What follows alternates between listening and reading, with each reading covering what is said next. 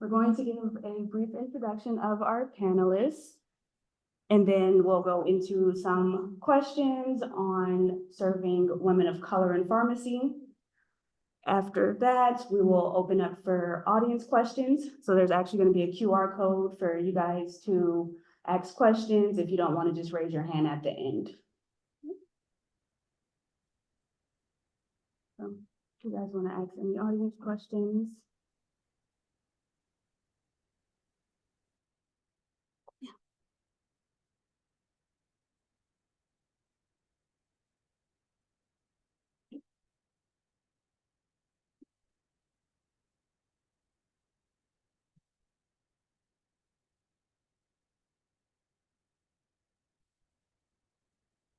Hi everyone, my name is Monica. I would like to give, first of all, a special thanks to all the pharmacists that are joining us here today. And I will just go ahead and move on to introduce Dr. Marissa Guiones.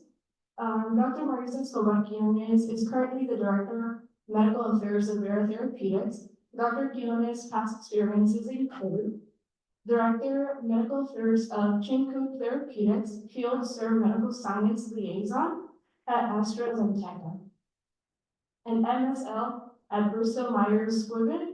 Dr. Guiones was awarded the AstraZeneca Circle of Excellence Award for her achievements committed to excellence and contributions to the company in 2019. Dr. Guiones has worked as a clinical pharmacy specialist at Hartford Community Oriented Pharmacy Care Clinic in Dallas, Texas, and also worked as an assistant professor for the Texas Tech HSC High School of Pharmacy Dallas campus.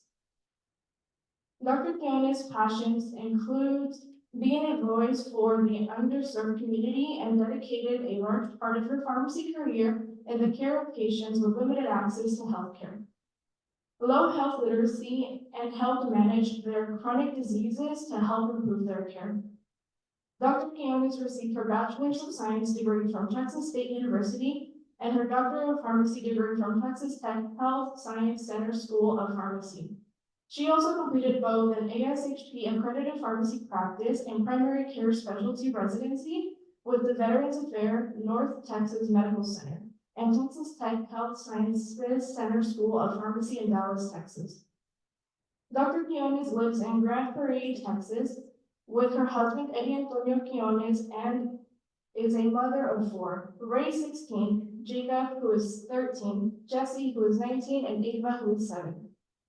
She is a proud Scout mom, enjoys the outdoors, hiking new trails, camping, spending time with family, and improving self-care, as well as taking pictures. Thank you, Dr. Marissa Guiones.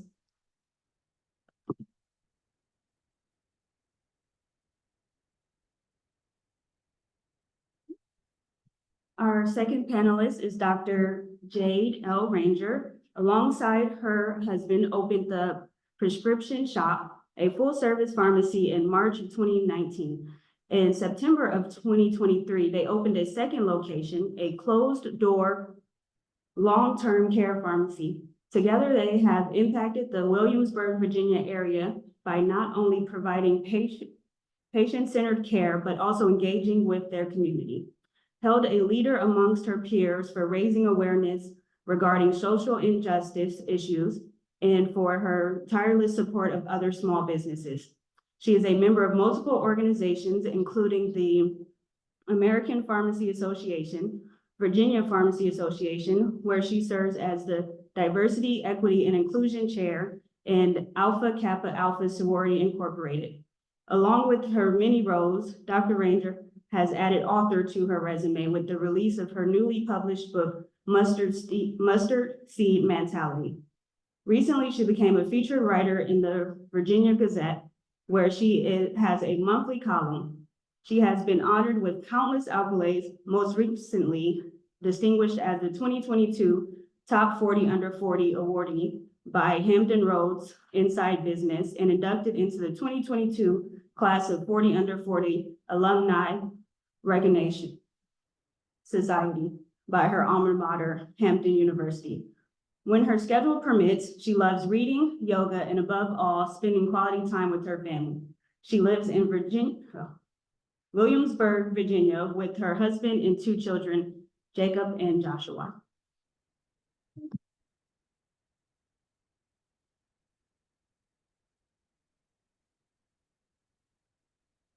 Next, we have Dr. Samira Saad. She's the VP of Medical Affairs at Medvantix, an organization focused on advancing medication access to patients, where she leads development of the medical affairs strategy and drives shaping of integrated approaches to evidence generation, education and training, and quality and compliance across all stakeholder groups.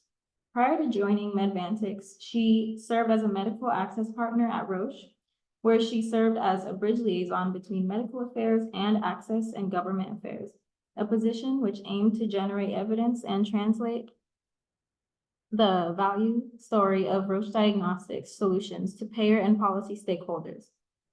She also practiced as a clinical pharmacist specialist across multiple University of Michigan Health System sites and adjunct clinical faculty at the University of Michigan College of Pharmacy.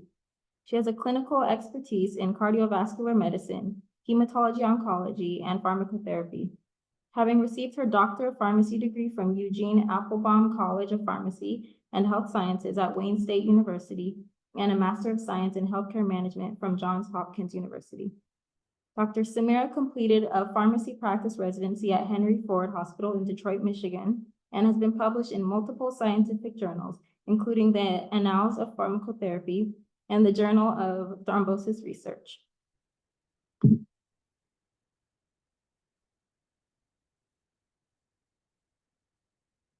And lastly, we have Dr. Saleh Traore Uwalaka, who is currently serving as a senior fellow at Howard University College of Pharmacy. A dedicated professional in the field, Saleh holds a board-certified pharmacotherapy specialist designation and is an alumna of the University of Maryland Eastern Shore School of Pharmacy and Health Professions. Her journey in healthcare took a significant turn during her postgraduate year one training at Thomas Jefferson University Hospital of Philadelphia, Pennsylvania. It was here that Saleh developed a keen interest in transitions of care, coupled with a heartfelt passion for enhancing outcomes among medically underserved and underrepresented populations. As a clinical pharmacy specialist at the Medication Management Clinic, Saleh has been at the forefront of various clinical initiatives. Her focus has been on elevating clinical outcomes for patients dealing with conditions such as heart failure, diabetes, COPD, and those requiring anticoagulation. Saleh's leadership and innovative approach have been pivotal in steering these initiatives towards success. Beyond her clinical endeavors, Dr. Traore Uwalaka is a trailblazer in pharmacy education. She is the visionary force behind Resi Prep 360, a groundbreaking career planning program. This initiative is designed to prepare aspiring residency candidates for a successful phase one match. Impressively, over the past 7 years, Saleh's program cohorts have achieved an outstanding average phase one match rate of 96%. Driven by a deep-seated commitment to inspire the next generation of pharmacists, Saleh Traore Uwalaka encourages thinking outside the box. Her aim is to cultivate innovative solutions that challenge traditional healthcare paradigms. In doing so, she aspires to instill a sense of creativity and forward-thinking in the future leaders of pharmacy, paving the way for transformative changes in the field.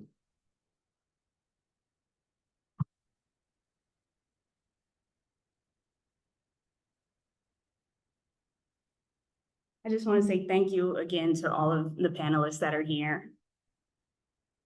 So our first question is, what aspects of your educational pursuit or career felt the most othering for you and why?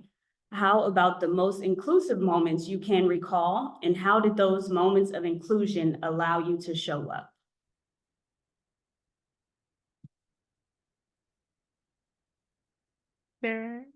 How do we start, or who wants to start? I don't know. I can go. Since the first question is pretty much like what I lead with when I speak with students about othering, I had the really phenomenal, excellent, amazing fortune of I'm a product of the Maryland public school system. I'm incredibly proud of that.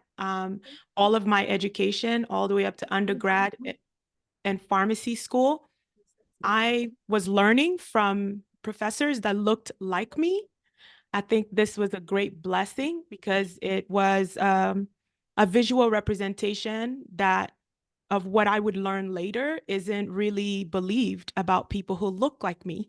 But to have professors that were Black, go to a pharmacy school that was a historically Black college of pharmacy, I'd always been surrounded by people who pushed me and believed in my potential. And they just kind of were like, go for it, do it. How do you need us to show up for you? How do you need us to support us? So to get into a residency program that I was not, it was immediately apparent once I got there. I couldn't understand why my interview experience and my experience once I got there was so different. But that was the first time that I realized that one, the expectations were different.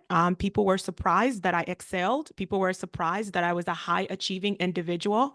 I didn't understand that um, because being a high achieving individual wasn't new to me. I'd always felt like, meeting expectations was just not the benchmark. I needed to strive for what was a little further beyond that. So to deal with things like microaggressions and other things like, oh, you speak English so well for an immigrant, or um, you write so well, or you express yourself so well for a person who says English is not their first language. I'm like, oh, I've never had anyone say that to me before, but I guess this is interesting. But residency for me was eye-opening for that reason. I realized that I was like, if I did well, people were surprised by that, and they didn't see anything wrong with kind of articulating that. They were surprised that I knew what that was, or I knew where to start, or that I needed minimum guidance with many of the things that were placed in front of me. My most inclusive, again, I am back at an HBCU doing a senior fellowship now for ambulatory care and population health, focused on furthering digital health for medically underserved population at Howard University College of Pharmacy. It is an environment I'm finding psychologically and intellectually safe to say things like, I don't know that. I'm not familiar with that, and not feel like I'd be looked down upon for being transparent with the realities of what I knew or didn't know. Um, and it has allowed me to take risks comfortably. It has allowed me to step out of my comfort zone comfortably. It has allowed me to reach out to people who know better than me without any reservations. So I think for me, these two questions, that's how they've surfaced. I'm finding a lot of support being at Howard right now in the fact that nothing is being made of not knowing, and they're excited about the opportunity to fill my knowledge gaps rather than make me feel less than about having those knowledge gaps.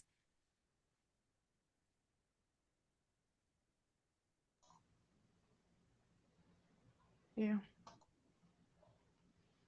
I would say I had a similar course. It's interesting because I was listening to you tell your story, and it really resonates because it's kind of a similar scope. I think the parts of my career journey that really had a more ostracizing feel to them occurred more so when I completed my schooling and was thrust into what we define to be the real world. And that was mainly because I embarked on a career in clinical pharmacy practice. I was born and raised here in the States, but I was first generation. And so my family immigrated from the Middle East. And we were bilingual and we were trilingual at times. And so that's just the way I grew up, very fluidly in terms of kind of having a multicultural background. So when I hit residency and kind of matriculated into that part of my career, I found that there was less and less representation of people who looked like me. And that really didn't really serve me very well, but it also didn't serve the patients that looked like me very well. And so during the course of my residency, I made a real case for ensuring that we had bilingual services for Arabic speaking patients. That was something that I championed for during the course of my residency.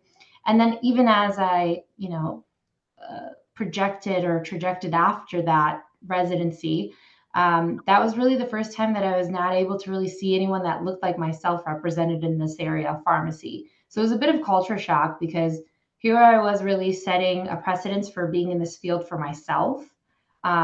being that I'm doing this for the first time. But now I had this added expectation of having to represent my heritage, my culture, my ethnicity, and bring that to work with me every day.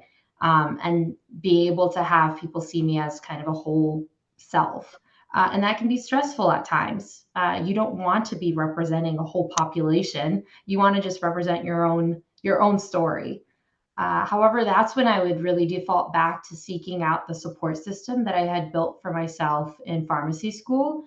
That's the group of friends and family that really created a coalition for me to be able to feel psychologically safe enough to discuss my problems in real time, or soundboard ideas with opportunities being present to me, or just to kind of capture the highlights of my week.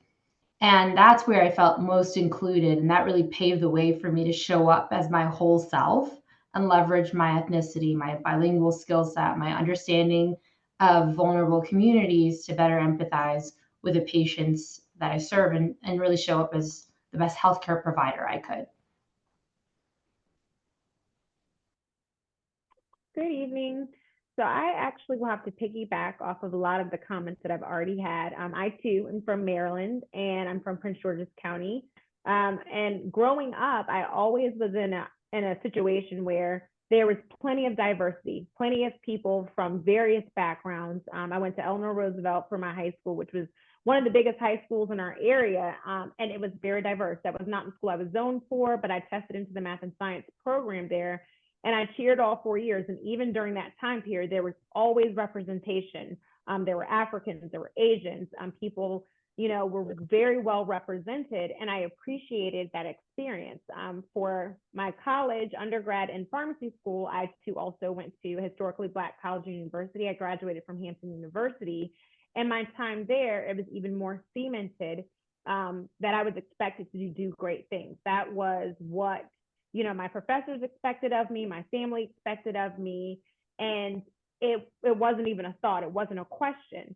And so I felt very comfortable in that setting, especially when I was in pharmacy school, because most of my professors, while we did have a few older professors, most of my professors honestly were not that much older than me. And so it gave me something to truly aspire for. And I was just so inspired by those women. I felt like, they were educated, they were assertive, they were also fly at the same time. So, it was just a very good experience. And I felt like I was immersed in a culture where people cheered you on, they believed in you. They also prepared us, and they had very candid conversations about the fact that you will have to work harder. You will, have to overachieve in a way just to basically have the same level of respect when you get out into the real world.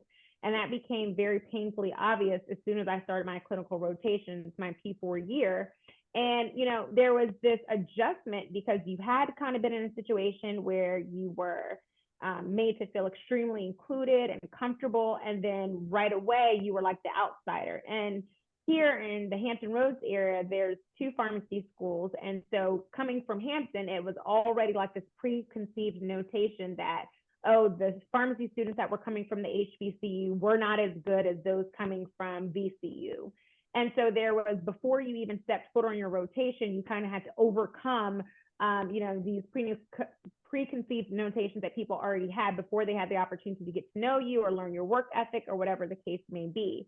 And then as I've gotten into my career, I practice in a community practice pharmacy setting, as was mentioned earlier in my bio, in the intro. My husband and I opened our own pharmacy, or the first pharmacy, 5 years ago in March of 2019. And at the time, I never thought about, well, how many pharmacies are out there that are Black-owned pharmacies? That wasn't something, data that I looked into or anything like that. But when we started going to some of the conferences, and we're very active in our state, the Virginia Pharmacy Association, as well as the National Pharmaceutical Association and APHA. But specifically, I remember attending VPHA in the annual meeting and feeling like, wow, there's literally a handful of people here of color and no other pharmacy owners of color, period.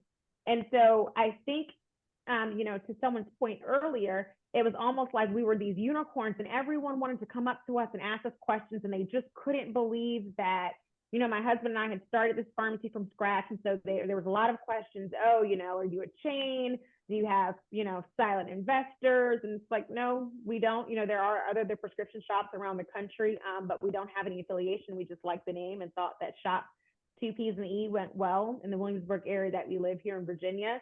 But this was a true labor of love and a ground up operation of taking out a small business loan and borrowing from our 401k and really doing this from the ground up. And I think even though there's plenty of independent pharmacies across this nation, and I know that there are other Black pharmacy owners as well, it's just much far and few in between. And when I try to do a Google search, it's not even quantifiable. There is no data about that. And I can tell that everywhere we go, we get the same response where there's a lot of questions and people just, they can't believe that we're managing at this point 2 pharmacies on our own. And so it is one of those things where you have to be very aware when you walk in the room what you're representing. You have to be able to show up authentically and unapologetically yourself and being okay with making other people feel uncomfortable.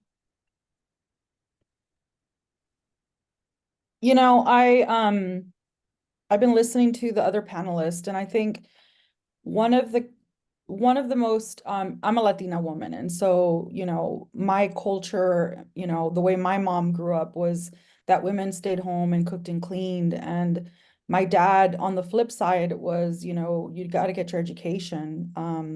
And so I came from a very predominant Hispanic town, and when I went to college, Texas State, it was predominantly white, and trying to find people that looked like me was a challenge there.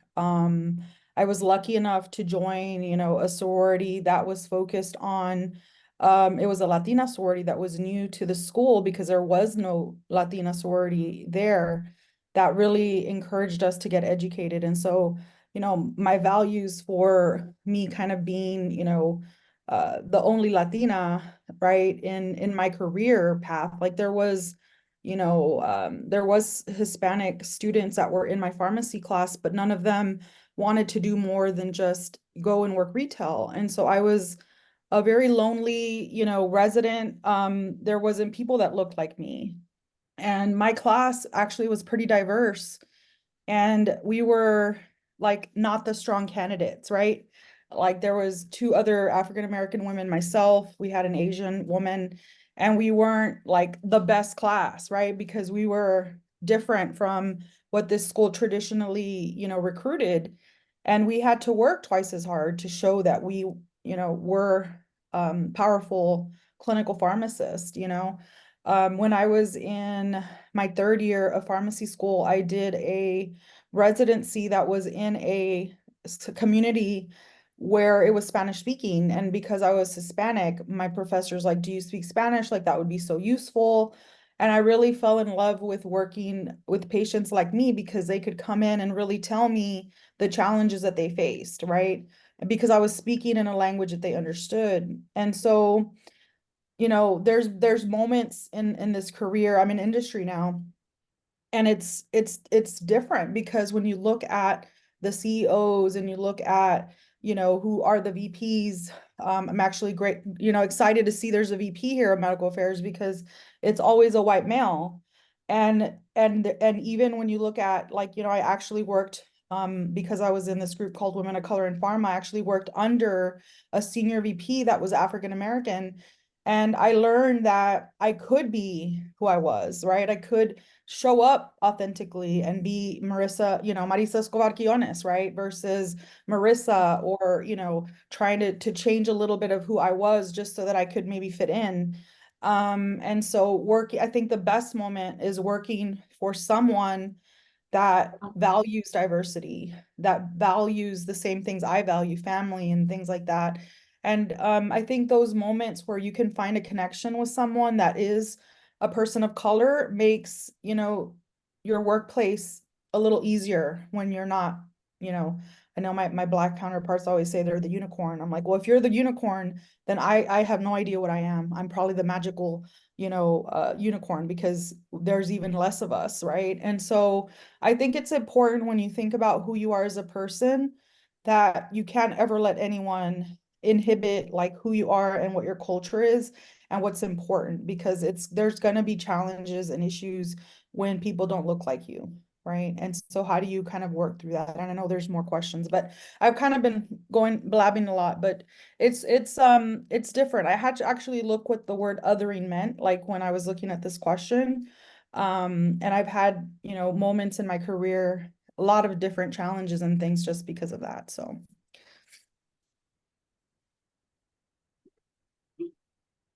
But don't be afraid to be who you are. I think that's the most important thing.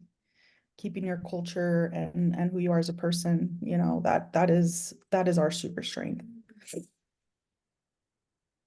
Absolutely. Thank you guys so much. Next question is, what advice would you give young women from underrepresented backgrounds aspiring to enter the field of pharmacology? I can go with this one. I think the biggest advice that I would give is that you're gonna fail. You're gonna have a challenge. You're gonna have someone that brings you down, someone that, questions, the very depth of your soul, or experiences that may challenge, your mind in a way that sometimes you're harder on yourself.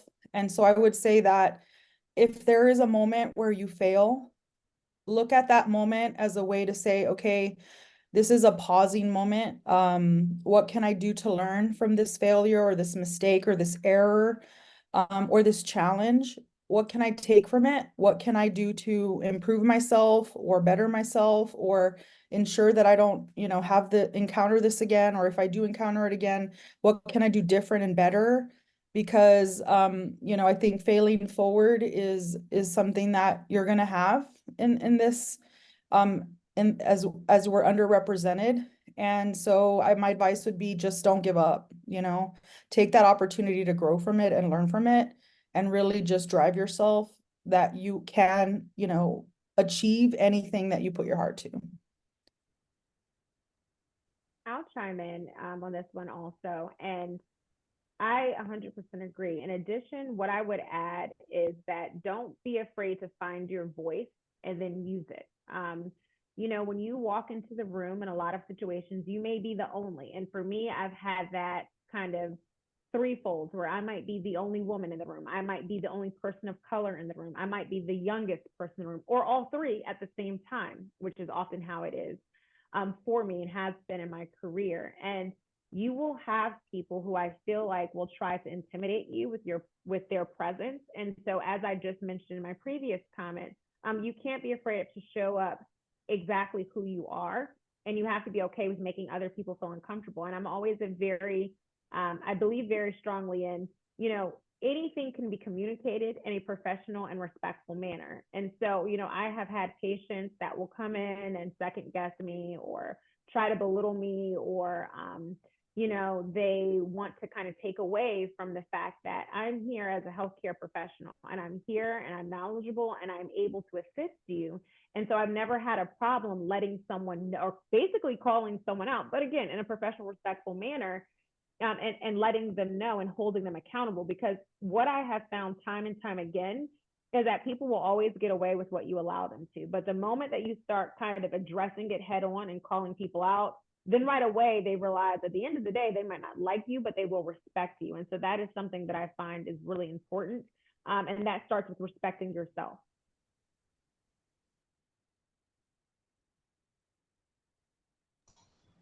I think both ladies, you kind of summed it up really, really well. As far as, I mean, it's really about assessing your boundaries, and then also advocating for yourself, and also recognizing that, failure is definite. You're going to fail.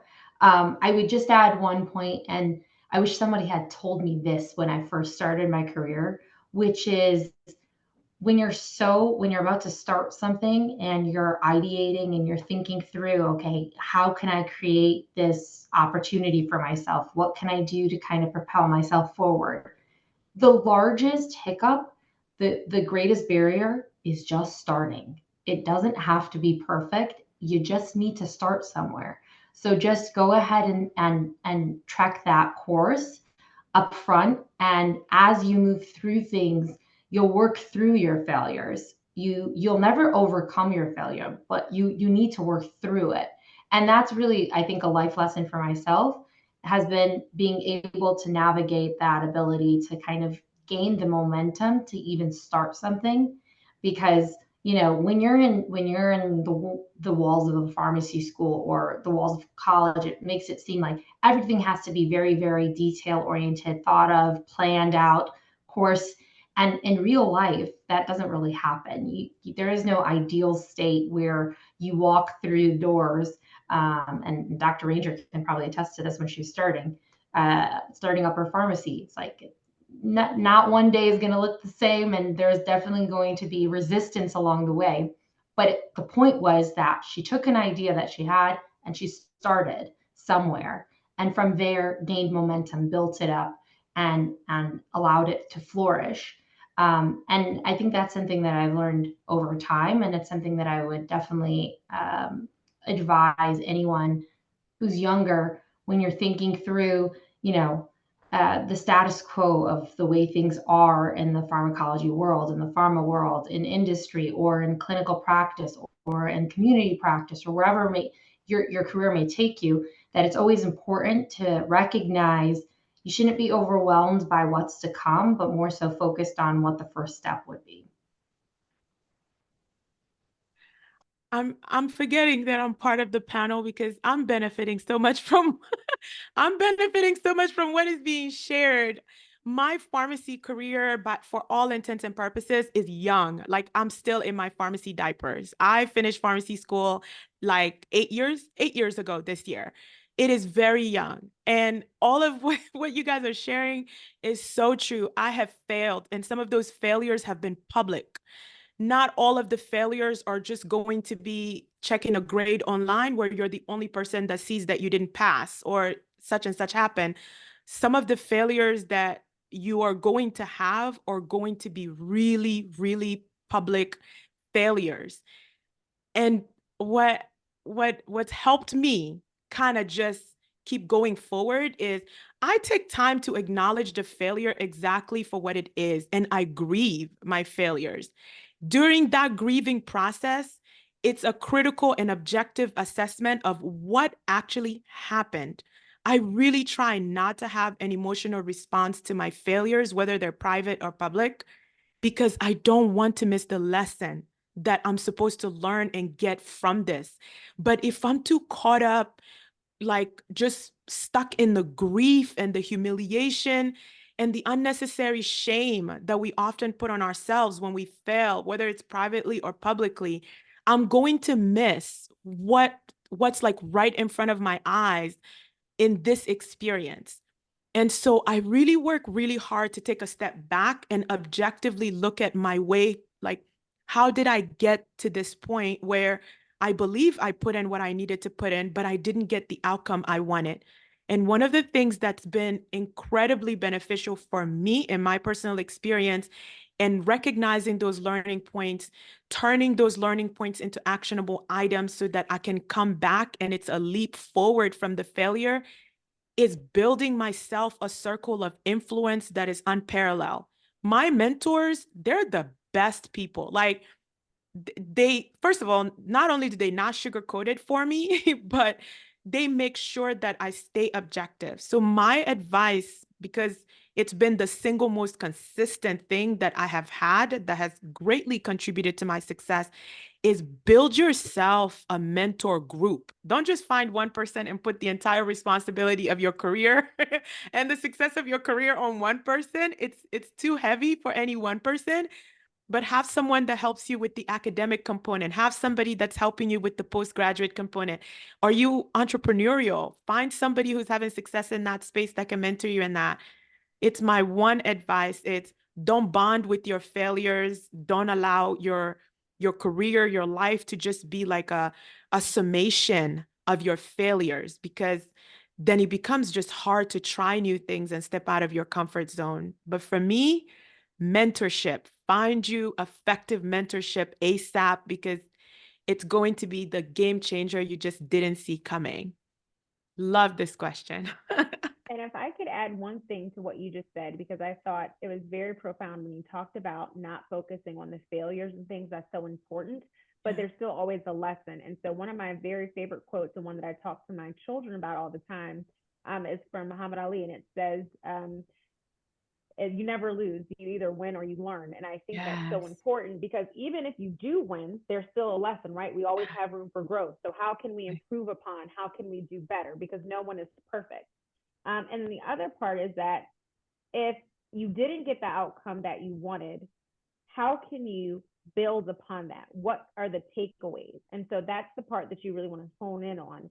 And to be clear, no one here on the panel, even as we're into our careers, is having a perfect experience.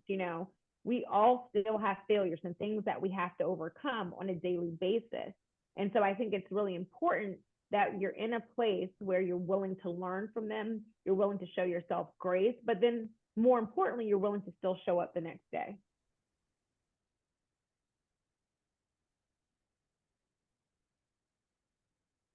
Thank you all for the great advice. We'll now move on to the next question.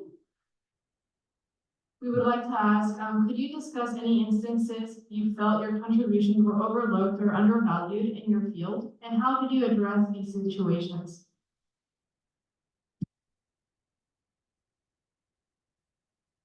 Um, I think I'm in the process of still addressing my thing. So, well, I was working, I was tasked with starting an ambulatory care and building a patient access program through an ambulatory care and medication management clinic. That was my job. I took that job and later turned it into a service that was saving that community and those patients $1.3 million every single year for 4 years straight. And I go to my evaluation and it's not mentioned. I mention it, but it doesn't come up at all. I leave on maternity leave, and when I come back, a position that I wanted, that position was offered to someone else, and I was tasked with training that person to manage my service that I built. How did I manage it? For the first time in my professional career, I had to walk away from something I loved. I built that thing and built it in the image of what I knew my patients deserved, not what we had funding for, not what we had resources for, not whether we needed FTEs. I worked 10 hours. Most of those times I didn't even clock in for them, but I saw a need in that community and I knew that I had the skill set, the passion, and the drive to fill it. And I worked my butt off for 4 years to make it a functional, I created jobs for that clinic. I had a lot of wins in that program.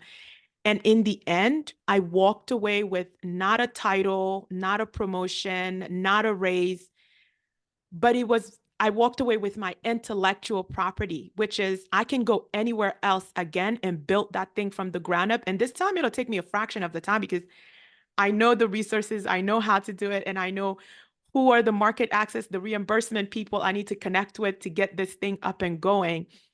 But it hurt. It hurt deeply because it was my very first time experiencing this, despite mentors telling me that this could happen. If you decide to step out of your job description, you need to understand that you are treading in the fulfillment zone, not in the job description zone, and that may come back as a thing for you. I didn't care. I should have listened, but I didn't. But I was proud of what I built, but it hurt very, very deeply that after 4 years away from my husband in an incredibly young marriage, I had nothing to show for that experience from a professional standpoint, but my CV reflects it. I have the skill set. So to me, it was just, I was an other. I was the only person and woman that was working in this department that a lot of things happened right from the beginning when I got there to say that I wasn't welcomed here, but I stayed because I was going to show them. So I learned from that. I don't need to show anymore. I'm looking for spaces where I am seen, heard, and celebrated, but I don't know that I'm interested in forcing myself on people or working really, really hard so that my value can be recognized the way I see it. So that's like my example where it still hurts to talk about it, to be honest. I'm sure it does. And I think the important piece for students, and particularly students of color, to understand is the story that she just told is a very common one. And so you have to realize that when you are showing up as a person of color, you are likely going to have experiences that you feel hurt you to your core like that. When I was on my clinical rotations, I'll never forget, and I kind of mentioned this earlier on in the conversation about how there was this whole thing where Hampton students, were treated one way versus students from VCU. And I was on a rotation at one of our local hospitals with a VCU student. Our preceptor was also a graduate of VCU. And immediately right out the gate, you could tell a very stark difference on how she was treating me versus how she was treating him. And so we wind up having a journal club, as many people are assigned when you're on these type of rotations. And during the prep for this, she wanted to make sure that we kind of went through a mock journal club with her before we did it in front of her colleagues, so she can give us any type of feedback. And so I went first. She actually gave me a pretty high ranking at that moment. And then he went after me. And she kind of had some remarks about some things that he needed to improve upon. Now, mind you, prior to this, this gentleman was showing up late. He would literally be at roundtable discussions, falling asleep. And if she ever, reprimanded him from that behavior, I never saw it. I never heard it. I feel like it would have been received very differently if I was the person exhibiting those same behaviors.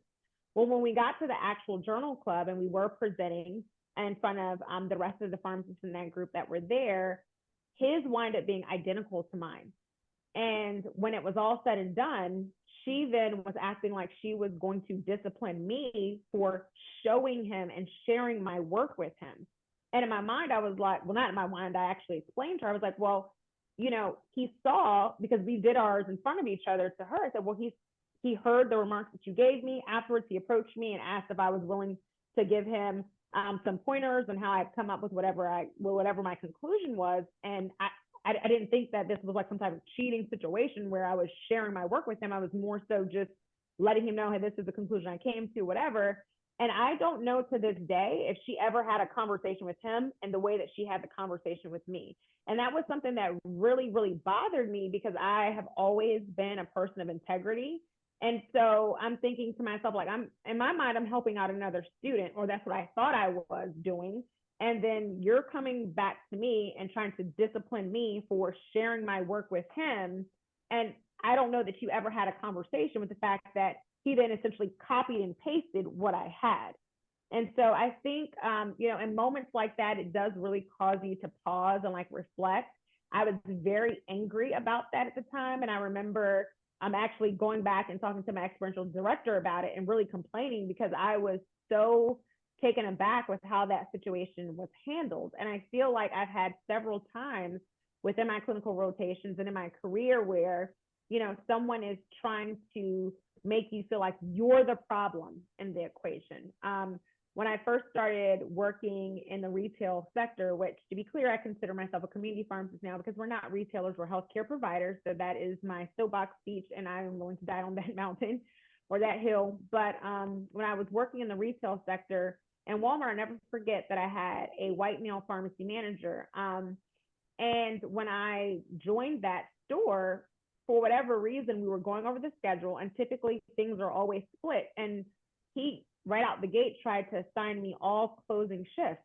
And I was like, what are you talking about? I'm not working all closing shifts. And he's like, oh, as the pharmacy manager, he feels that, he should be getting off at 5. And I'm like, well, typically, we alternate schedules. Mind you, I'm a young mom at this point. My son was, I think, only a year old. And the thing that was even more surprising, like, his wife was also a pharmacist, and they had like a child around the same age. This is someone who I actually considered a friend prior to us working together. And it was crazy to see how quickly things switched when we started working together, and he thought he was going to have me closing all nights. Of course, when I started talking up about that, next thing I know, I'm hearing from my staff that they're like, oh yeah, he said that you're feisty. And in my mind, I'm like, I'm feisty because I'm sticking up for myself.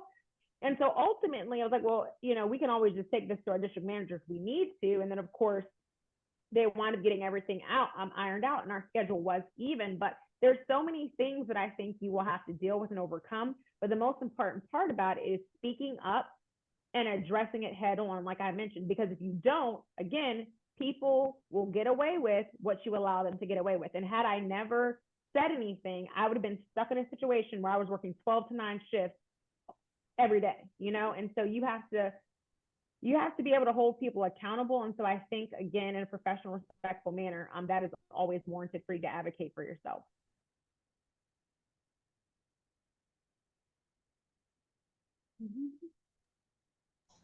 I can share something that happened when I was in residency. I worked, we have a resident project that you're assigned, to do, and it's your opportunity to publish something. And so I worked so hard on my project. I took the lead. I designed it, everything, like when I did the research, what was something that we could do in our practice that would benefit the institution. Like, I mean, it was a lot of work. And when you're, publishing something, you talk about authorship and who's going to do first author, who's going to be the people that contribute. You kind of like set that up ahead of time. Well, I was supposed to be the lead author on it because it was my research. And at the time at the time I was so young. And so basically the mentor that was helping me through it, although not very much help, ended up taking the first authorship because I was just a resident and this person was a faculty member. And so basically, they ended up putting their name on my work as first. And I remember talking to my mentor about it, my actual program director, and it was like dismissed, and I didn't get to be the first author in this work. And so it was just, I learned that you do have to advocate for yourself and really, challenge the things. It's hard. It's hard on that end when you don't want to ruffle the feathers. I was trying to get a job there. I wanted to be part of this group. If I would have pushed it, what would have happened? You start doubting like whether you should challenge the things because, what's that going to do? Is that going to hurt other things? Are they going to, do something to you in your career? Are they gonna talk bad behind your back? Like it was such a difficult thing. And unfortunately, if I could give myself advice, it'd be like to fight for, what was agreed upon, which was that I was gonna be the first author of my research, right? And from there I learned that you really have to be your own advocate, and it's hard. It's really hard. And so it's I think one of the things where you learn as you go, and you try to do the right thing, but sometimes other people don't want to do the right thing. So that was a challenge that I faced, and yeah, to this day I still am mad about it, but I didn't fight for or advocate for myself to change them. But it is hard in those instances because when you're just launching your career, I think you have to take it with a grain of salt in the beginning. And I would say this because you want to know what hill you really need to die on. You don't want to launch into a space where you're constantly having to fight every single battle yourself, because that level of resistance, that does take a toll on you, not only on your work, but on your mental health, on your ability to be able to recoup in a normal lifestyle. And I had an instance where I was first starting off in my career in industry, and I had to work twice as hard to make a large enough impact to really make the case for myself for promotion, while my colleagues seemed to like be able to clear the course and progress along, and it was smooth sailing. And it was because I was the other and they were the majority. And I had to build out a very thorough integrated medical plan, and I aligned it with the tactical activities. I really looked to address any gaps that we may have missed in evidence generation or education pieces for that part of the portfolio. I collaborated with a number of teams, with marketing, with medical affairs, with market access, to really ensure that all of the important parts of the roadmap were integrated.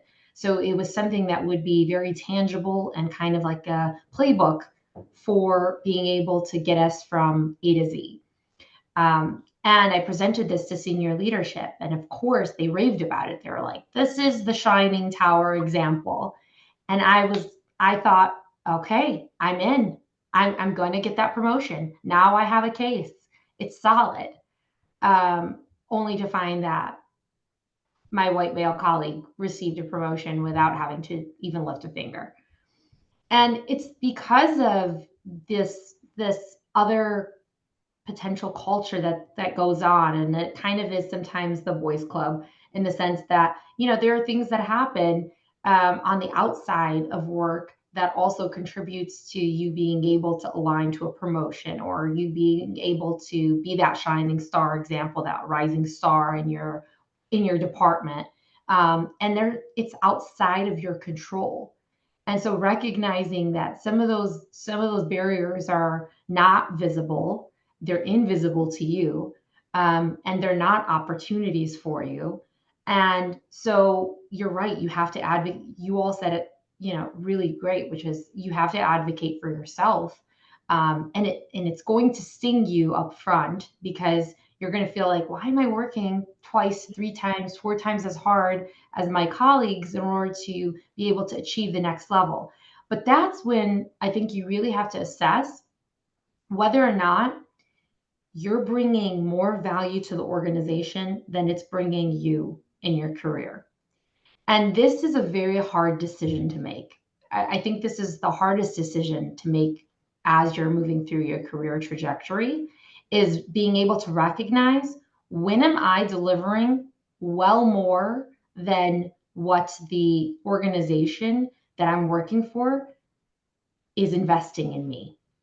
And any time that balance starts to tip, and Saley, I think you outlined this perfectly in that ambulatory care example, that when that balance starts to tip, do not even fret. Leave. It's not worth it. You have an unbelievable value in your knowledge base and skill set, and it's all encompassing. And if they don't recognize that value, then it's time for you to find a space that does. And that's not you quitting, that's you recognizing that you're pivoting. And that's the time to pivot. I just have to make a comment on the not quitting component, because I agonized over that. It was like, I'm not a quitter.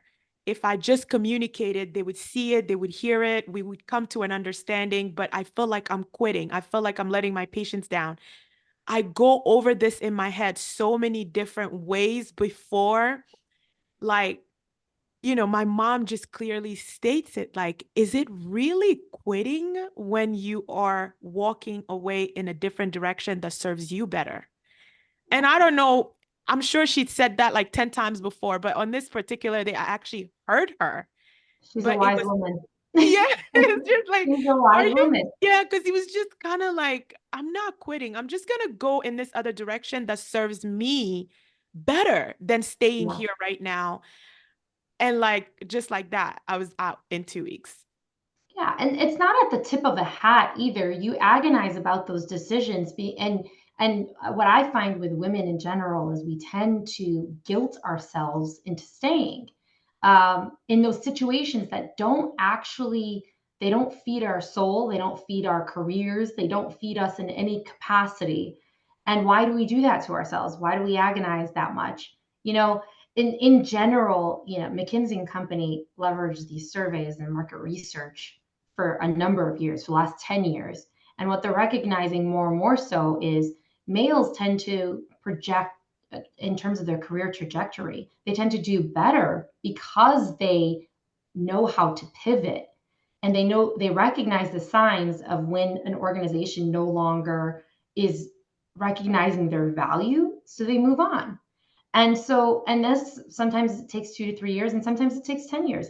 It doesn't really matter in that sense.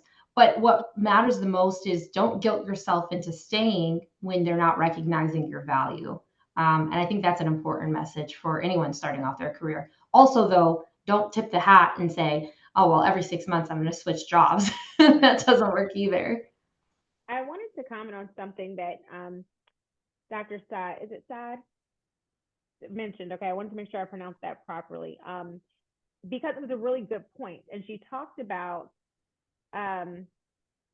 being mindful of what hill you're willing to die on. And that is so important, because already coming to the table as a Black woman, there's these, stereotypes out there, or you're angry Black woman, or this or that. And so that is something that as I've matured in my career, I've had to be much more mindful of, right? Because the reality is that if you, go to bat every single time you're disrespected, every single time you're overlooked, every single time, someone is challenging you or undermining you or underestimating you or undervaluing you, you're going to be extremely exhausted. Being a person of color in this country, and really the world, is already exhausting daily. So you have to be very mindful and intentional about how you exert your energy. And that's something that I've kind of recently discussed with my older sister. While she's 6 years older than me, she graduated from pharmacy school 4 years after I did. She started out her career working in the industry. She did that for 10 years, and then she decided to go back to pharmacy school. And so now she's a clinical pharmacist with Kaiser Permanente, and she is a pain addiction pharmacist. So she helps people manage their Suboxone and addiction. She talks about how draining that is, but she's truly passionate about it. And she's had some issues with one particular coworker. And while in the way that she's explaining the story to me, I understand her frustration and I understand why she feels like she's right. But I've had to be like, the reality here is that even though likely most of your colleagues will agree with you, if you guys keep going to bat with each other, even if she's in the wrong, it is going to reflect negatively and poorly on you as well. And so it's an unfortunate situation, but you always are kind of, on this balance beam or tightrope, trying to navigate when you're going to speak up, when you're going to go all out and advocate, and when you're just going to let it go and just keep it moving because it's not even worth your time and energy. And so that is something that I do encourage you as you all start getting into your career, is to already kind of start developing that skill set now. When do I need to really address this? And when do I just need to let it go because it's not worth my time? And when you feel that you need to address it, I go back to what I always say, anything can be communicated in a respectful, professional manner. But also just don't unnecessarily waste your energy, because I think we've probably, all the panelists here have been there, and you look back and you regret and you feel like it wasn't even worth it.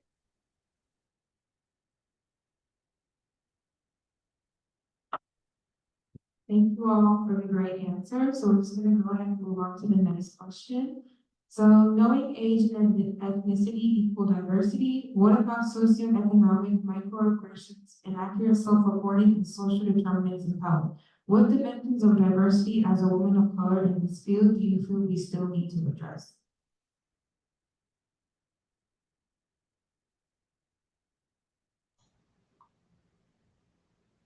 I think this is one where, when you're a woman of color, a big no-no that I was told from the start of my career was not to cross the line for aiming higher and asking for more.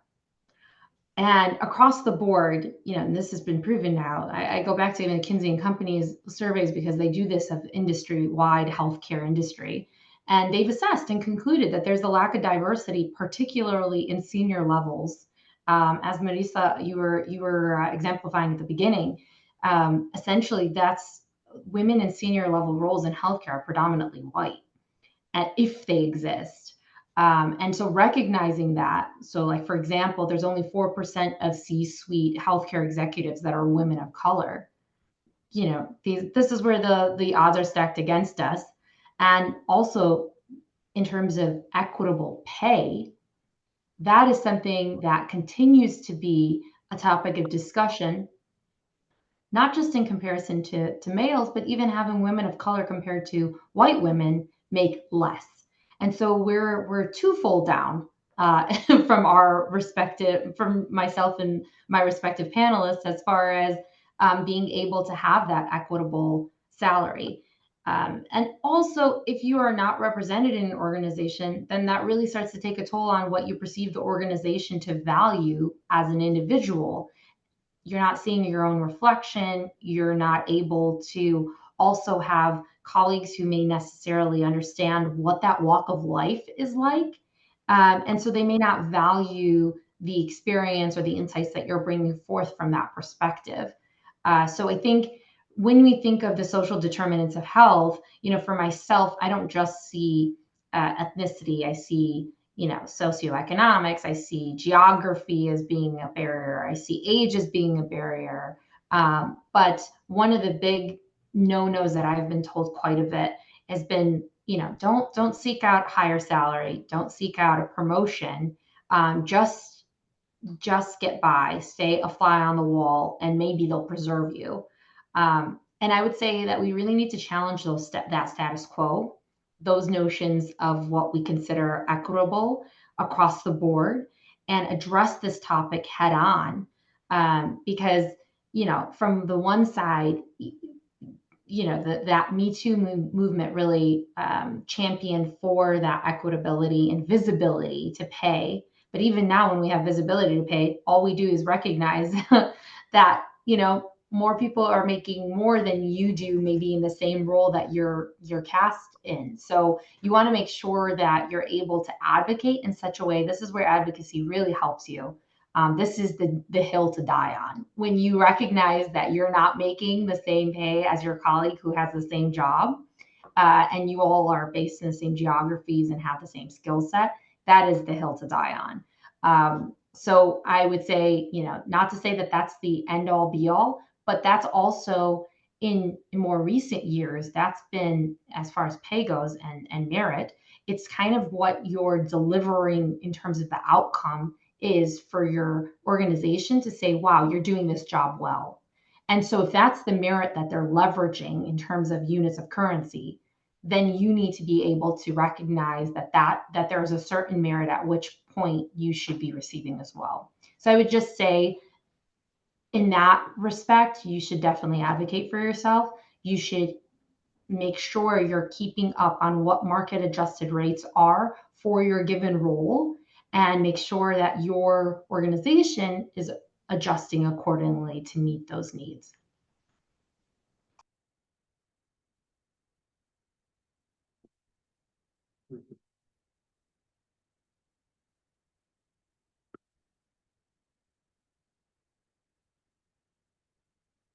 We can go to the next question. I don't know, because I think with this, like Dr. Saad, she touched on whatever ideas I had about this. Like she touched on all of it.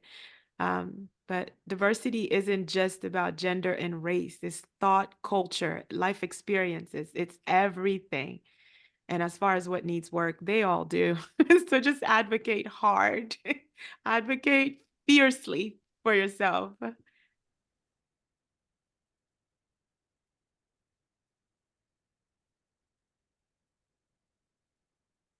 Okay, thank you for the great response. Next question is, how do you think mentorship and sponsorship within pharmacology can be improved to better support women, especially those from underrepresented groups?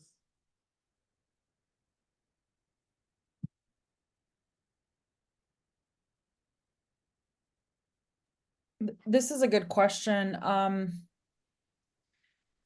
This is I think that there's a lot of improvement that needs to happen here with this topic. And to be honest, I don't know that I know what the answer is, other than it really lies in your hands, it's to Sally, did I say your name right? You're on mute. I'm rambling on mute. It's Saleh. Saleh, Yes. When she was talking about, getting mentors that are different, right? With different kind of needs that you have. It's not just about mentors, but it's also the sponsorship part is, who are the people that are at the table that are gonna say the things that you want them to say about you, right? And part of that is you have to seek out these folks and build those relationships so that they see the value that you bring.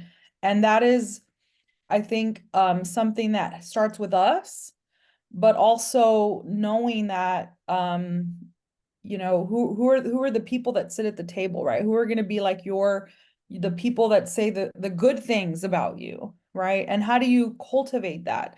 I think is still a challenge. That's something that I didn't understand that well. I mean, I had mentors when I was, trying to get a residency, people that looked at my resume and my CV.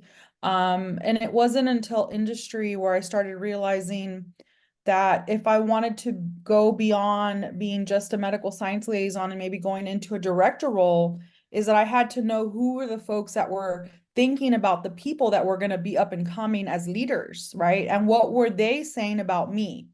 And when I started to kind of build some of that, I started learning that not everyone had good things to say about you. And so how do you cultivate, not just one person? I had a residency, my residency director who was like, I think you'd be great at mentoring people. But then the person that she ended up reporting to didn't have good things to say about me, and I only learned because someone told me that. Like, I wouldn't have known otherwise that me trying to get a job under this person, he didn't see me as that because my boss was no longer at that table because she left the company. She wanted me to take her role, but she wasn't there to advocate, so I didn't have as many folks that were advocating for me at that table, if that makes sense. So mentorship and sponsorship both are important, but they also need to be improved. And I don't think that there could be one person that maybe didn't like something that you said or the way that you said it, and then forget it. Like, they're never going to be your sponsor. So then how do you shift that person to see you as a leader that you're capable of being because someone else saw that in you? If that makes sense. So I think this is still a big challenge.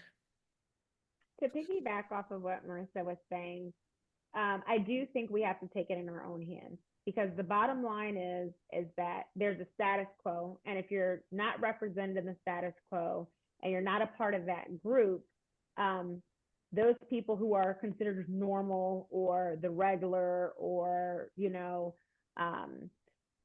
they're not going out of their way to necessarily create these opportunities for us. So we have to create them for ourselves. And I know a lot of people have heard that whole, the comment about, if you're not invited to the table, build your own table. And so I think you have to be very strategic, intentional about how you choose your mentors and your sponsors, because they can be very valuable assets, not just in your career, but also in your life. And so I'm someone who believes very much in, I don't have all the answers. I'm not a specialist at everything, but I'm going to try to identify people who I feel like I can get the answers from, and who can help me and give me aid along my journey.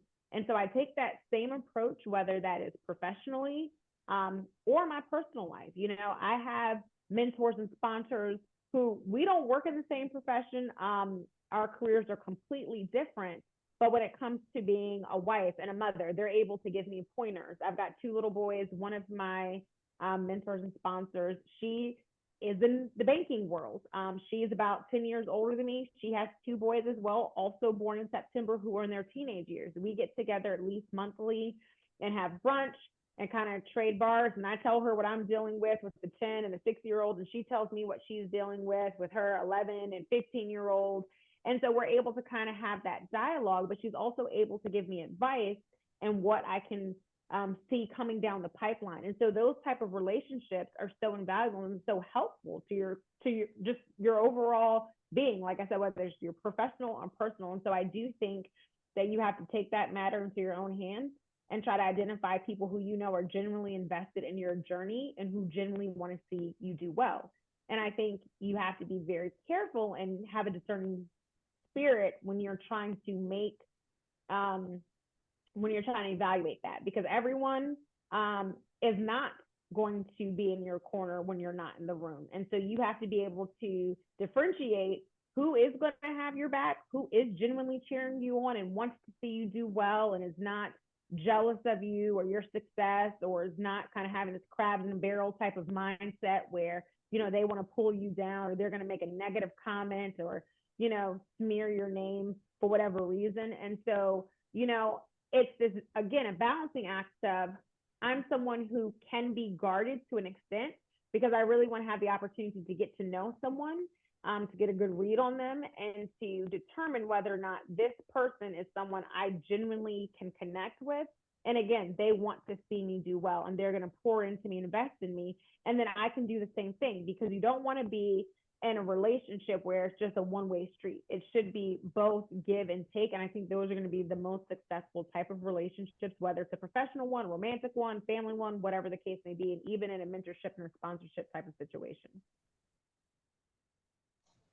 You know, I really love that point that you just made as far as, you know, recognizing that what's interesting in hearing you speak is the thing about mentorship is it can be great and it can also be horrible.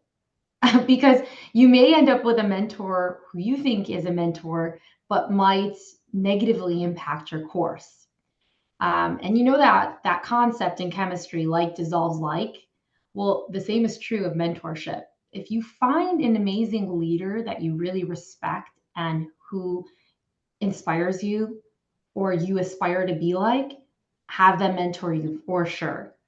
I would just recognize that there are two prerequisite requirements to mentorship. First and foremost, you have to know yourself. You have to recognize what your weaknesses are and what your strengths are. And you have to have done that work on yourself first and foremost. And secondly, you have to know where you want to be. So where are you going? Because what mentors are really great with is paving a course once you have the vision in mind. As long as you have the end in mind, then choosing a mentor is going to be easy for you, because you're going to recognize that you want to, or you aspire to take a course and have that vision in mind. Then you can kind of determine who aligns with that path and who can help get you there. But I've also had instances where I've had, you know, bad mentorships. And in those instances, because I recognized myself, I knew my strengths, I knew my weaknesses, I reflected on some of the feedback that I was receiving and said, you know, maybe that really doesn't reflect me. I don't know if this is that great of a relationship. Maybe I just change course. You want them to be challenging of what you're looking to pursue, but you don't want them to necessarily negatively impact your full course. And it takes knowing yourself first and foremost to recognize when the tracks have kind of deviated. But I would say mentorship can be very valuable. It's definitely the way to build up coalitions. And Marisa, you were alluding to this as well, and especially in industry, I see this all the time. When you have those coalitions that surround you, that's when the like dissolve like kind of falls into play, and you're able to better have that buy-in and support that you need in order to propel yourself forward, to get promoted, to work in different areas that you didn't work in previously, to be reflected on overall in a positive light. It's just recognizing who those people are that are going to be able to champion for you versus those that are the naysayers. And in that case, you know, you aren't going to get their approval anyways. Yeah, I think my one little comment is, this is what I was missing in my previous role where I developed that program. I didn't spend time to identify a sponsor because I just said to myself, I'm hardworking, I'm driven, I'm a doer. My work will speak for itself. That's exclusively where I worked from. It's what I did. I just worked hard and I just delivered and over-delivered and was consistent. in those deliverables the entire time I was there. But during my exit, what became apparent was that the voices that were important at the table, none of them really cared to speak up for me. And one of them was taking credit for my work. And this is what's big, the biggest, that was the biggest revelation. That was my teaching moment, the teachable moment that I gained out of that experience is the workplace politics and all. I was intentional. I was just like, no, I'm just gonna stay above all of it. It's okay. Like my friends are outside of work, my relationships is outside of work. I'm here to work and do my thing, and I'm gonna do that well, and that's what's gonna propel me forward. And in the end, it didn't work. It didn't matter how hard I worked. I didn't have the sponsorship I needed for the promotion in that area. I didn't have the sponsorship I needed when it came time to get the raise and the credit and the change and title that I was asking for. So all this advice that you're getting right here and now, like I'm a real life example of when it completely just, it didn't work because I was completely unaware that that difference exists and I needed to find it, and I didn't have that. Saleh, I just want to piggyback off of one thing that you're saying that I think not many people speak to.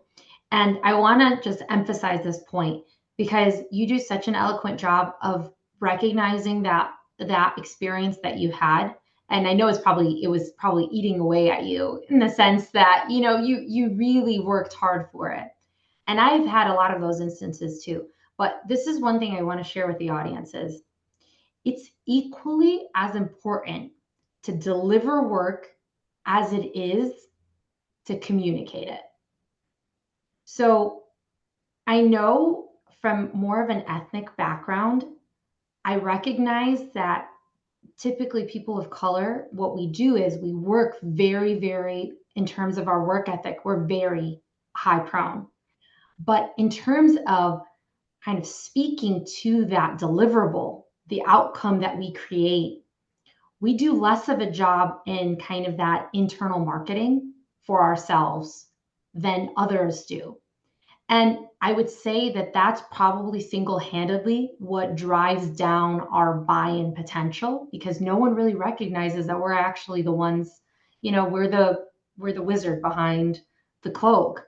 So being able to communicate broadly is important in terms of what you're delivering on. And also recognize this point, and I'll kind of give you a snippet of just advice for life. Your boss is always going to want you to work for them. Their job is to ensure that you remain a worker bee. Their job is not really for you to kind of grow and develop. Unless you have like this an amazing boss that really wants to walk through what that looks like within the organization and grow and develop you. But if you're doing an exceedingly great job, their only job is to ensure that you continue doing that exact same job so that they receive the same amounts of work, same productivity level, and can keep up on the deliverables.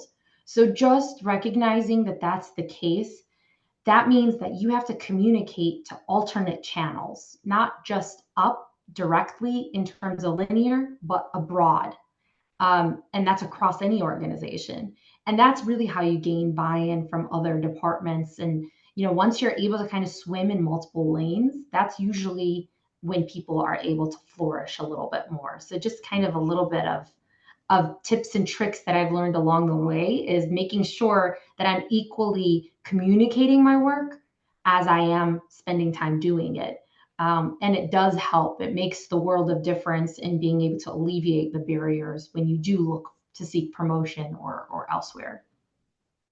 And if I can just add to that, because I think that was an excellent point. And to answer that question, I think the reason why we do a poor job as people of color of communicating what we've done and what we've accomplished, there's a fear component. We're always scared to look like we're tooting our own horn. We don't want to come off as if we're not humble. We don't want to look like we've gotten too big for our britches. We kind of, we don't want to ruffle any feathers. We want to just, go along to get along. And the problem with that, to her point, is that if you don't say, hey, I'm responsible for this, I created this, people aren't expecting that you were the person who was responsible for it, you know? And even for myself, that's something in this space where with all the things that I've, accomplished at this point in my career, I still struggle from that. The whole, what do they call it? The imposter syndrome is really real. And I think no matter where you are in your career, you have to find ways to combat that. I struggle sometimes with, I'm very goal oriented. I am a overachiever in a major way. And so I've been in a few situations where I've taken over a role or a position, and people will start giving me feedback like, oh, wow, you are killing it. Like, you're doing such a good job.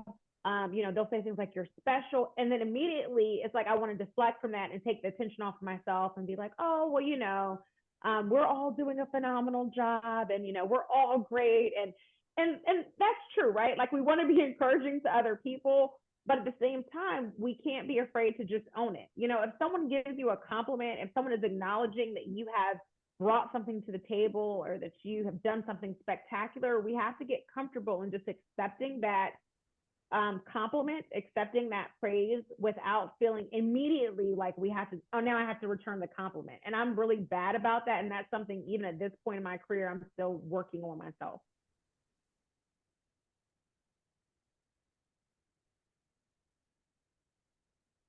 Thank you all for the amazing answers. Does anyone in the audience want to ask a question before we go to the one that was sent in?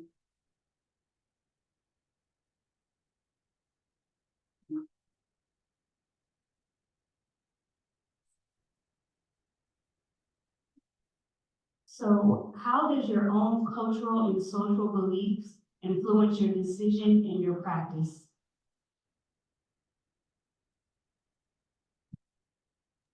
This comes right back to the sponsorship and being like own advocate type thing, and speaking about what we did culturally. So I'm West African. And culturally, I was raised to just work hard. It's not it's not like my comfort zone to sit and talk about all of the ways that I am hardworking. I am like, I remember like the one residency question like they asked me during a residency interview is, tell us 2 things you believe to be absolutely true about yourself. I thought that this was one of the most difficult questions I faced in the 9 interviews that I went on for that for residency, because I was like sitting there thinking like, the truth about me is just that in any room, I don't believe that there will be anyone in that room that can outwork me, even if it's something that I don't know how to do. I am not afraid to go out and hunt the truth down in the name of getting it done and getting it done well. And the second thing that is true is that I love for my work to be an accurate representation of what I can truly do. But I thought that these answers were really boastful because I'm talking about exceptionalism. I'm not talking about being good enough. I'm not talking about just getting it right. I am speaking as a person that is going to come in, and I am setting the precedent for this interviewer to tell them that I have never just been interested in okay and getting it accomplished and sliding right in. Like I've always just wanted to raise the bar for everybody else around me.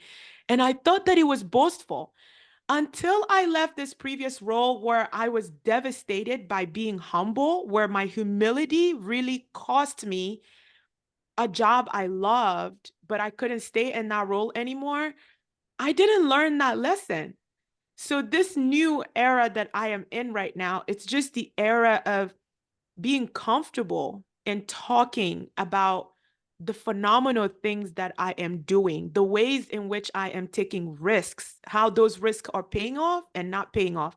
But that is the complete opposite of how my culture has prepared me to be a woman in the world or be a new mom in the world. It doesn't tell me to go out and be ambitious with a 13-month-old. It doesn't tell me to go out and be ambitious in a marriage that is less than 10 years old. It tells me to focus on my home life first. And in the real world, I need to just be okay with being in the shadow of other people. But it's a challenge. And I think that I'm learning, right? Like I'm the panelist here that is learning as I'm going.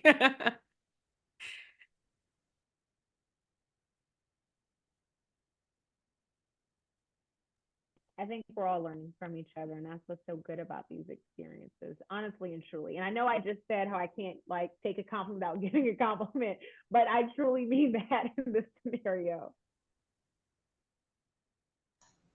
Yeah, I would agree. I would agree. I think it's a lifelong learning, and you never get it right.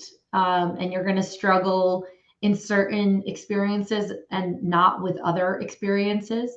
But it's just an evolution. I think for my own cultural background, and kind of where my family, just kind of the values they instilled in me, is being able to give back, being able to pay it forward when you are given something and you're graced with it.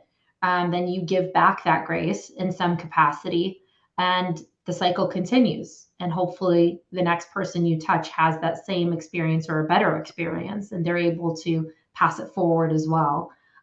Just recognizing that that's just kind of the way that it works, it's been humbling for me, but it's also afforded me an anchor point. So anytime I had those instances of kind of turbulence in my career, I was able to reflect back to that point. Am I doing good by people? Am I doing good by myself? Am I doing good by my family? And if all those values still were upheld, then I was staying the course. And I think that level of understanding, really, and that reflection really stems from having, deep rooted values that you don't want to deviate from. And all the women on this panel equally share similar values. And I'm sure you all have the same in the audience. I'm sure you all have the same kind of standards and values that you uphold on a daily basis. And that's what kind of drew us to this field altogether.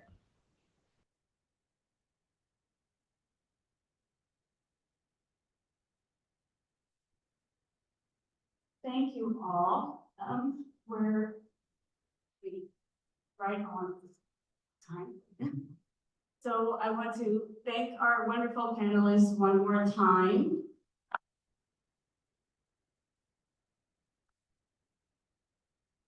Any other questions? Actually just have one quick one for Sally. I know that match day was yesterday, and has there been a time where you were advising a woman of color and say her application was immaculate, and then match day came and surprisingly she did not get her first, or she didn't match at all? This happens a lot. And I think I always prepare every candidate I work with through match. I tell them every possible outcome is in the cards. So we need to prepare ourselves for a match and no match. So we're ready with the plan. But we work on conditioning to prepare ourselves for that. What's hurtful is because the first advice I have after match is every program you interviewed with, I want you to reach out to them and ask them for advice and feedback about how you can interface to a better candidate, and represent yourself better. Some of that feedback that has been consistent over the years, I have more than one every year, and the students share it with me. It's, you came across overly confident. This feedback is very particular and specific to the candidates of color. I've had it happen with the Asians, the Latinas, as well as the Black women. But they tell them, you came off overly confident. You came off as if you already knew how to do everything. And I know that because we interview prep, because I tell them, you have to learn how to articulate what you've accomplished. But overly confident, what is that feedback? Like, what does that even mean? Like, what does that mean for a candidate that's asking for feedback so they can reemerge better? So it happens more than I want it to happen, but it's usually when they reach out and want feedback, because it's not the grade. Some of these women are ROCI inductees. It's not the letter of intent or their packet because they were invited for an interview. So it's kind of like you're interview preparing, but you have to tell them, okay, we want to confidently make statement, but we also want to make people comfortable. We also have to make the extra effort to come off as we are eager learners, even though we are very well accomplished. But the men don't have this problem. It's really crazy. The men are actually complimented. It's like, you're so confident, you're so self-assured. That's the feedback that they get, but the women are told that they're overly confident. So yeah, I work on how do we position ourselves confidently without coming off threatening. It's a weird thing, but we do see it, unfortunately. Unconscious bias, huh? Unconscious bias in like full-fledged. Yeah. But Yeah. if I can just say one other thing really quick, but this is why forums like this are so important, right? Where we can have this candid conversation and this dialogue and safe spaces, Yeah. and not feel that we're going to be judged or retaliated against for how we truly feel, because everything that has been stated here has been a very valid concern or issue or emotion that was felt. And so I think, as students preparing for your career, take the time to reach out to people, because I'm sure I'm not the only panelist that's had a long day. I'm on Eastern Standard Time, so it's almost 10 o'clock here, and I raced here from a career day at our local high school for our career students, where I was talking to them about the opportunity of becoming a pharmacist or a pharmacy technician, and before that, working on computer work. And so you have people who might be extremely busy and have a lot of things that they're managing and that are going on in their lives professionally and personally, but they're still willing to show up for free. We're not being compensated for this. It's because we care. That's why we're here. That's why we all agreed to do this, because we're trying to, as I always say, lift as we climb. And that's such an important piece, and something that I remind all my rotation students of is, if you're the only person in the room that's doing well, that looks like you, that's a problem. You shouldn't be congratulating yourself. You have to share the knowledge, share the wealth. You might have been the person that cracked the window or opened the door, but then make sure someone else that's coming up behind you is going straight up through the glass ceiling. And so that's something that I care very deeply about. And I think Samir mentioned it, the paying it forward, and that's such an important piece. Do not forget about those that are coming up behind you. As you get in your careers, make sure that you take someone up with you, you bring someone up with you, and then don't be afraid to reach out to others who are going to be willing to help. When I tell students to reach out to me, I truly mean that. And I've had students that have followed me on LinkedIn and reached out from all over the country. Yeah. And as busy as I am, I will always make the time to respond, to give, advice or a word of encouragement. And I'm sure every single other person that's here on the screen would be willing to do the same. Yeah. I can second that. I have Dr. Ranger's cell phone number. I can totally second that from a LinkedIn inbox. Just so gracious.